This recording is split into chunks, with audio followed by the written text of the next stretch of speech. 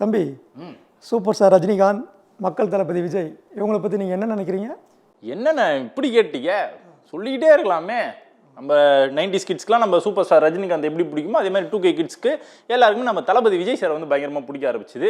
ரெண்டு பேருமே பார்த்தீங்கன்னா legendary of the Tamil cinema, Indian cinema அப்படின்னா சந்தேகமே இல்லை. ஆனால் நீங்கள் சொல்லுங்கண்ணே, ரெண்டு பேரோட பேரை சொன்னோன்னா உங்களுக்கு என்னெல்லாம் தோணுது?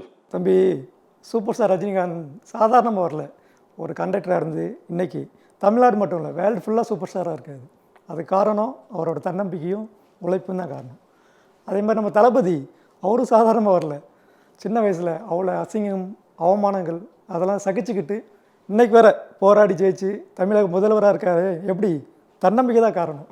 ஒரு தலைமுறை உருவாகும் ஆரம்ப தருணம் 1985 தமிழ் சினிமாவோட உச்சம்.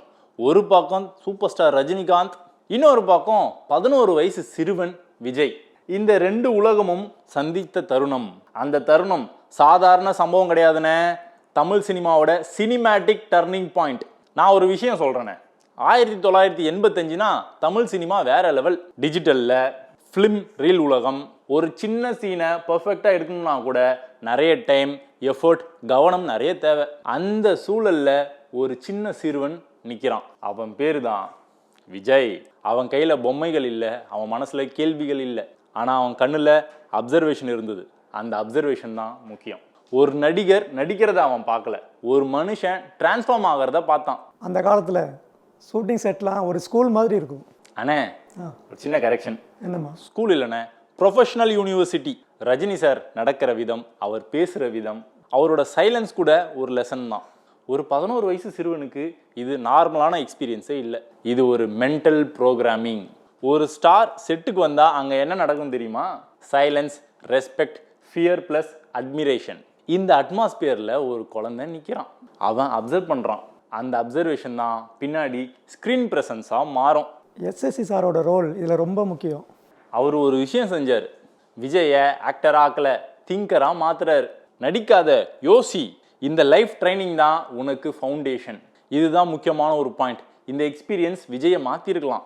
சின்ன வயசில் நடந்த அனுபவங்கள் மைண்டில் பெர்மனண்ட்டாக இருக்கும்.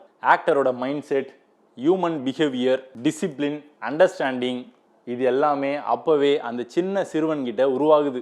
இது ஆக்டிங்கில் ஐடென்டிட்டி ஃபார்மேஷன். ஒரு பிக் மித்தை பிரேக் பண்ணணும். விஜய் அப்போ ரஜினியை காப்பி பண்ணியிருக்கலாம், ஆனால் காப்பி அடிக்கல, அப்சர்வேஷன். அவர் மிமிக் பண்ணலை. அந்த டிஃப்ரென்ஸ் தான் அவரை தனி ஐடென்டிட்டியாக மாற்றுச்சு. ஒரு விஷயத்தை புரிஞ்சுக்கணும். இந்த மாதிரி ஒரு என்விரான்மெண்ட் இல்லைன்னா ஒரு நடிகர் உருவாக முடியாது. டேலண்ட் மட்டும் போதாது, எக்ஸ்போஷரும் வேணும், மென்டார்ஷிப் வேணும், என்விரான்மெண்ட் வேணும். அதுதான் ரியாலிட்டி. ஒரு 11 வயசு பையன் பெரிய சூப்பர் ஸ்டாரை பார்த்தான். அது வெறும் சந்திப்பு மட்டும் இல்லை, அது ஒரு transformation trigger. Super star Rajinikanth அவர்கள் நடித்த நான் சிகப்பு மனிதன் திரைப்படத்தில் ஒரு சின்ன முகம் என்ட்ரி கொடுக்குது. ஆனால் அப்போ யாருக்குமே தெரியாது அந்த சின்ன முகம் தமிழ் சினிமாவோட பெரிய நட்சத்திரமாக மாறும் அப்படிங்கிறது. அந்த சிறுவன் தான் விஜய். குழந்தை நட்சத்திரமாக தொடங்கிய ஒரு பயணம் பின்னர் ஹீரோவாகவும் அரசியல் பயணமாகவும் வளர்ந்துருக்கு. சில நொடிகள் மட்டுமே திரையில் தோன்றி இருந்தாலும் அந்த நிகழ்வு இன்னைக்கு ரசிகர்களால் தேடப்படக்கூடிய சுவாரஸ்யமான ஒரு விஷயமா மாறி இருக்கு. ஓகே அண்ணே, எபிசோட் முடிய போகுது. ஓகே, இனி நிறைய தகவல்களை வந்து ஷேர் பண்ணோம். அடுத்த எபிசோட்ல வசந்தாராகம் திரைப்படத்தோட இன்ட்ரெஸ்டிங்கான இன்ஃபர்மேஷன்ஸ்லாம் எடுத்துட்டு வந்து ஷேர் பண்ணிப்போமா? கண்டிப்பா. ஓகே, இப்போ நம்ம கிளம்பலாம். இதே மாதிரி சூப்பரான எபிசோட்ல அடுத்த வாட்டி உங்களை வந்து மீட் பண்றோம். திஸ் இஸ் மக்களின் தளபதி with me Vinod Sukumaran and Raja. Bye bye.